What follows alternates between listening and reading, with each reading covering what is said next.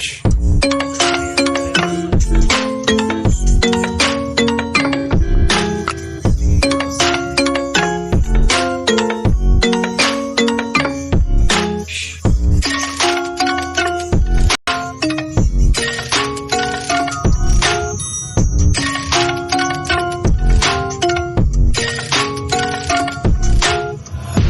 Take my eyes open to force reality.